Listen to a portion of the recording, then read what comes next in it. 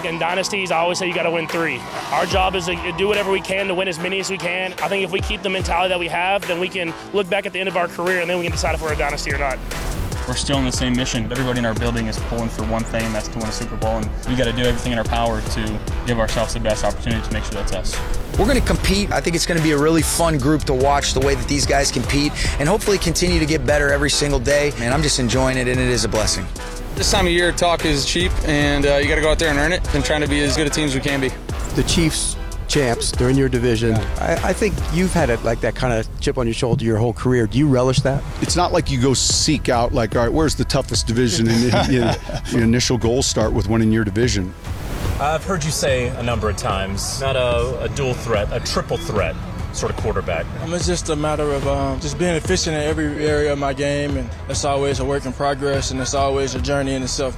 At the end of the day, we're just trying to focus on what it takes to win the world championship. We've all signed contracts. We're all committed to this thing. Definitely made the right stuff. Certain people, myself, have picked you to be the MVP this year. When you hear those expectations, how do you handle those? Appreciate that. Appreciate the vote of confidence. It means a lot. You just got to really focus on your craft, focus on the guys in this building. I think anytime you go through a tough game like that, which you got to, understand why. Because I went and spent some time with Steve Kerr in Golden State and Greg Popovich, and I tried to go seek, some wisdom from is, hey, the response was really, really big because they had the right group of guys, and that's where our focus is going to be. We have the show on the road, all things covered, coming to you from Latrobe, PA, site of training camp for the Pittsburgh Steelers. I say I'm the best receiver in the world, man, just strictly off. If you had to create a player at receiver, you're going to want him to be around 6'3", 6'4". Great hands, great speed. That's where I'm kind of taking him.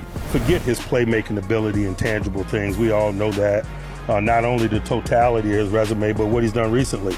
Are you a Swiftie? Well, you know what? I did not attend. I've been before in the past. Phenomenal concert. There's a couple songs I really enjoyed. Love Story. It's top tier for me, but I'm 50-50. She's talented. I pride myself on being the best down-to-down player in the National Football League, regardless of position. So that's my goal every single day. I got Kobe, Ali, Jordan tatted on me for a reason because I study those guys. The guys that have been here in the past, obviously very great quarterbacks. I'm excited for the opportunity to be the next guy in this franchise, be the quarterback, and just make the most of that opportunity. I read where you're actually talking about buying an island. So Alexander Island, is that what it's going to be? Alexander Island. It's already in the air. There's not too many people walking. What happens when the receivers come to your island? It's not even an island anymore. It's more like a country. But my island, nobody welcome but Pete. See, I'm welcome on the island. First, I'm starting with those shoes. Are you kidding me? Those are fantastic. Is that a lightning bolt? Yeah, that is a lightning bolt. Just trying to find ways to be creative. Can anybody beat you in a 40? Nobody can beat me in a 40, man. I'm still him. At the end of the day, I'm still the cheater. Being able to be one of the younger guys and just have respect from a lot of the guys who played in the league, or a lot of the veterans that's still in the league, it's a blessing, but that's just motivation because I want to get where they at. I want to put a lot of years into this league. A lot of our rookies, they're born in the year 2000.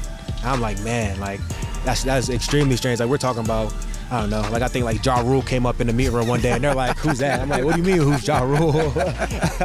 Certainly have the competitive edge. I think that's important. That's something that Dave preaches a lot. I think that's something we kind of embody out there on the field, to have that kind of fire and the edge. Anthony Richardson going to the Hall of Fame? Yes, he is. Dude's a freak out here. He's 240, probably bench press a house. He's faster than me probably, but I would never tell him that though. Want to do a reaction game. You ready? Yeah. Don't move your eyes. Don't look at nobody. All right, ready? It's my turn. Yes, your turn. Got you.